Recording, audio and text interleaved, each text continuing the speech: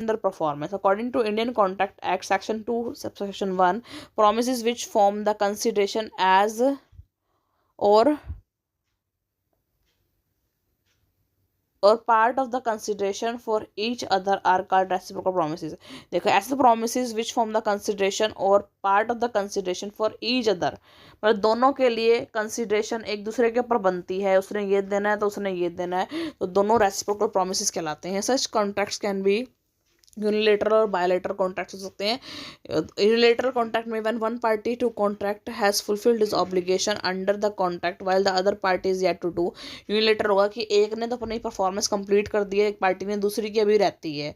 If the question arises so as when the party which is yet to perform should complete, कि भाई वो कब complete करेगी, should complete is promise को नहीं, which is yet to be perform. Question यहाँ raise होता है as to when the party जो उसको परफॉर्म करना है उसको टाइम पे प्रॉमिस को कंप्लीट कर देना चाहिए. In bilateral contract where both the parties have yet to perform their performances, it becomes a very difficult question as to how the party should perform their respective promises. From the standpoint of performance, performances have been classified as follows. देखिए unilateral में होगा कि एक party ने अपना promise complete किया, दूसरा भी रहता है, ठीक है. बायलेटरल में होगा कि एक ने अपना प्रॉमिस कंप्लीट किया, सामने वाली पार्टी ने भी अपना प्रॉमिस कंप्लीट कर दिया, ठीक है. अब फ्रॉम स्टैंड पॉइंट परफॉर्मेंस के बेस पे promises have been class, promise को हमने क्लासीफाई किया है mutual and congruent promises. Mutual and congruent में क्या होगा, साथ साथ, मतलब according to section 51 of the Indian contract, when a contract has congruent promises that need to perform simultaneously. Congruent promises वो होते हैं कि साथ साथ जो कंप्लीट किए जाते हैं, कि ए ने उसको, मतलब सपोज कीजिए वो पकड़ाया, क्या कहते हैं उसे, स्कूटर, और साथ साथ ही उसने उसको 50,000 रुपये दिए, वो कॉन्ग्रुएंट होते हैं. इट इज़ नॉट,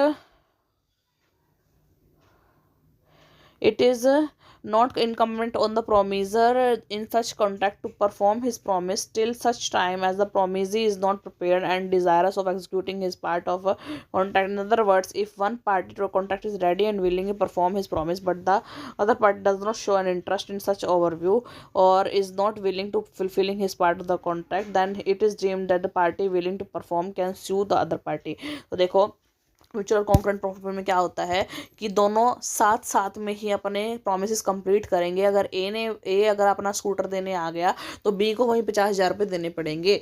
लेकिन अगर मान लो ए देने आ गया और बी कहता है जी अभी अब मेरे पास पैसे नहीं है, मैं नहीं दे सकता, तो उसके पास ए के पास ये राइट बन जाता है कि वो बी को स्यू कर सकता है कि भाई मैं तो अपना परफॉर्मेंस, म्यूचुअल जो परफॉर्मेंस था कॉन्ग्रुएंट प्रॉमिस को कंप्लीट करने आया हूँ, लेकिन ये सामने वाला अपने प्रॉमिस को कंप्लीट नहीं कर रहा है, ठीक है. स्यू कर सकता है वो उसको, यानी उसके ऊपर केस डाल सकता है. Mutual and independent promises. Mutual और इंडिपेंडेंट प्रॉमिस क्या होता है कि इंडिपेंडेंट है, कॉन्ग्रुएंट नहीं है साथ में, ठीक है. Contracts where the parties have to perform their promises independently irrespective of the fact whether or not the other party has performed.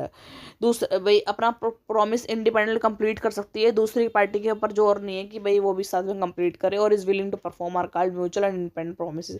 In such contract if one party does not perform the promise given in the contract he is answerable to law for the damage caused to the other party because he cannot claim his non-performance to be the result of the other party's non-performance. तो यहाँ पर बस independently है, ए ने अगर गया उसके पास और उसको दे दिया भाई स्कूटर ले ले, और बी अगर उसको पैसे नहीं देता तो बी ए के पास ये राइट नहीं हो सकता कि वो रेपुडिएट कर दे उस कॉन्ट्रैक्ट को, रद्द कर दे उस कॉन्ट्रैक्ट को. बस ये होता है कि जो कोर्ट के पास ये राइट होता है कि वो बी से जो भी डैमेज हो रहा है ए को उसकी पेमेंट ना करने पर, वो इसको डैमेज है वो उसको क्लेम करे, ठीक है, दे उसको. Conditional and dependent promises. Contracts that stipulate the performance of promise. Condition लगी होती है प्रॉमिस के अंदर और एक दूसरे पर डिपेंड करते हैं, ठीक है. देखो conditions, contract that stipulate the performance of a promise by one party subsequent dependent upon the performance of the other party.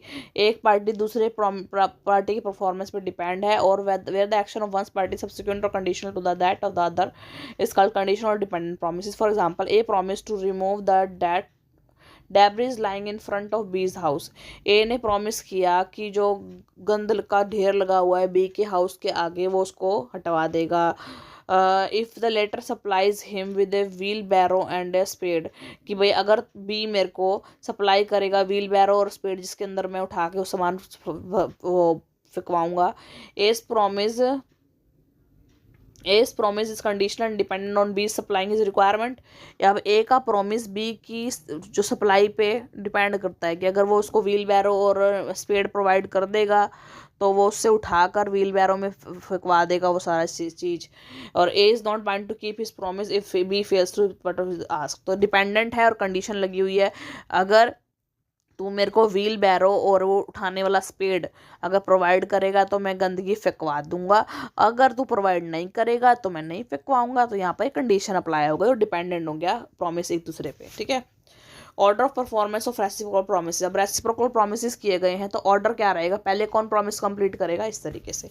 Where reciprocal promise need to be perform at the same time. Same time मतलब कि इस ए भी इसी time पे payment करेगा, वो scooter देगा, और बी भी उसी टाइम 50,000 रुपये देगा, तो सामने देना पड़ेगा। According to section contract stipulate promise by both the party reciprocal promise to be time साथ साथ परफॉर्म किए जाएंगे। ए उसको 50,000 रुपये, वो ए उसको स्कूटर प्रोवाइड करेगा, बी उसको 50,000 रुपये प्रोवाइड करेगा। ठीक है। Order of performance of reciprocal. अब यहाँ पर आते हैं order of performance. Section 52 Indian Contract Act stipulate the order of performance of promises to be the same as is expressly stated in the contract in the serial order। जो performance है वो जैसे express किए गए contract में serial order में आएंगे। जैसे कि ए ने अगर पहले प्रॉमिस किया गया मैं 1 तारीख को तेरे को क्या प्रोवाइड कर दूंगा, स्कूटर, और तू 2 तारीख को मेरे को वो प्रोवाइड। तो पहला ऑर्डर किसका हो गया, ए का, और दूसरा ऑर्डर बी का।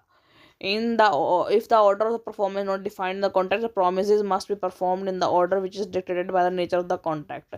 अगर कोई परफॉर्मेंस का ऑर्डर नहीं डिफाइन किया है तो जैसे लगता है कि भाई ये काम को इस तरीके से इस ऑर्डर में करना चाहिए उस तरीके से कर देना चाहिए। ठीक है। One party preventing the other from performing. अगर एक पार्टी दूसरी पार्टी को अपनी परफॉर्मेंस करने से रोक रही हो। According to section 53 of the Indian contract act, when a contract is one of the reciprocal promises and one party tries to prevent the other. Reciprocal promises है, वो ये करेगा तो मैं ये करूँगा। ठीक है।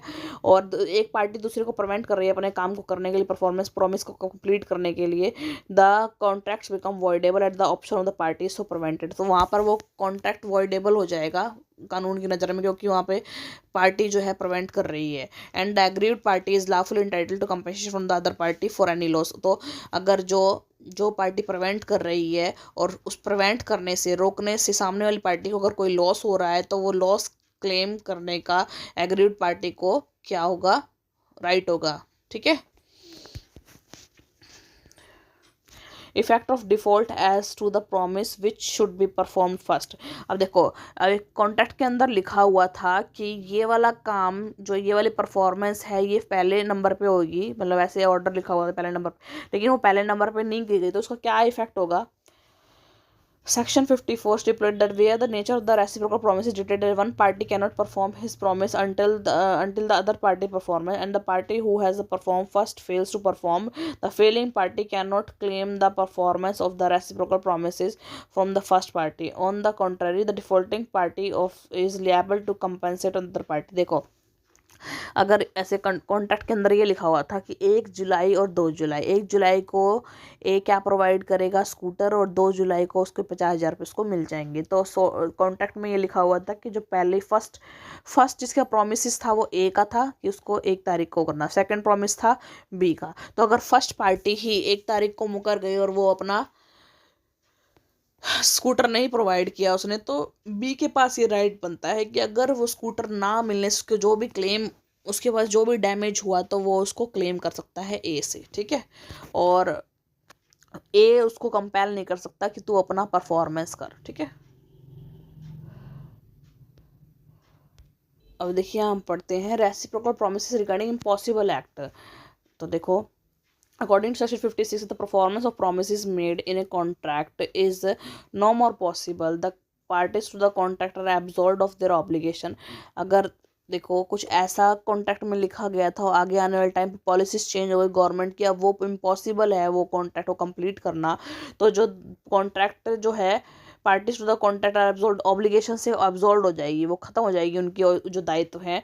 Such impossible situation can be one of the following. जो इम्पॉसिबल सिचुएशन कौन हो सकती है, देखो, An agreement for the performance of an impossible act is void ab initio. For example, if A makes an agreement with B to find Aladdin's treasure, it will be void agreement. Aladdin का खजाना खोजेंगे, अब मिलेगा कौन सा खजाना, तो वो void हो गया. ठीक है. A contract to do something which has become impossible after the contract is made, or occurrence of event beyond the control of the promiser that make the promiser unlawful, render the contract void, then the performance of promise become impossible. मतलब let's suppose करो A and B promise to marry each other. If A goes mad before marriage, the contract become void. A पागल हो गया शादी से पहले तो void हो गया, अपने आप कर नहीं सकते शादी. ठीक है. Reciprocal promises and illegal act. Illegal act देखो, according to section 57, when parties reciprocally promise firstly to do certain things which are illegal, and secondly under specified circumstances to do certain other things which are illegal, the first set of promises is contract but the second is void agreement. देखो first set में उन्होंने बोला कि कुछ ऐसा काम करना है जो लीगल है, लेकिन सेकेंडली उसने कुछ ऐसी सर्कमस्टांसेस आ गई कि वो जो काम हो गया वो इलीगल उन्होंने बोला, तो जो फर्स्ट वाला पार्ट है वो तो कॉन्ट्रैक्ट बन जाएगा, लेकिन जो दूसरा वाला है वो वॉइड एग्रीमेंट बन जाएगा. For example, A appoints B as a manager in his establishment and promises him a salary of 5,000 per month. He also makes B in charge of selling contraband and goods, for which he promises 10% commission on the sale amount. He has B appointment as a manager leave to his business promise for lawful act. जो 5,000 रुपये वो monthly होगा वो तो contract बन जाएगा, लेकिन जो 10,000 रुपये एक्स्ट्रा उसने गलत काम के लिए उसको जो दे रहा है वो क्या हो जाएगा, इलीगल एक्ट्स के अंदर आ जाएगा और वो वॉइड एग्रीमेंट बन जाएगा. ठीक है. Alternative promise one branch being illegal. Alternative promise है ये, रेसिप्रोकल नहीं है, अल्टरनेटिव है. अकॉर्डिंग टू सेक्शन 58, मैंने alternative promise made that one branch which is legal and other is illegal, only the legal branch is enforceable by law. For देखो एक दो branch चला रहा है एक बंदा, अल्टरनेटिव प्रॉमिस हो गया, एक इलीगल है, इलीगल है, तो जो इलीगल के लिए जो भी प्रॉमिस करना होगा, परफॉर्मेंस करना होगा वो हो जाएगा, और इलीगल के लिए होगा वो वॉइड हो जाएगा, नॉट एनफोर्सेबल लॉ हो जाएगा. Well, A and B makes an agreement whereby A is to pay the हजार to B in return for which B will deliver either sugar or contraband opium to A. देखो in return ए ने 10,000 रुपये B को पे करें, in return B या तो sugar डिलीव करेगा या फिर जो ऐसी चीज़ जो कि बैन है, कॉन्ट्राबैंड चीज करेगा ए को डिलीवर. द एग्रीमेंट शुगर के लिए जो एग्रीमेंट हुआ वो वैलिड होगा, जो कॉन्ट्राबैंड के लिए हुआ होगा, कॉन्ट्राबैंड ओपियम के लिए होगा वो वॉइड होगा. ठीक है. अब देखो एप्रोप्रिएशन ऑफ पेमेंट. अब पेमेंट के रिगार्डिंग जो विनियोग है, एप्रोप्रिएशन है, वो कैसे आएगा. In commercial transaction there are situations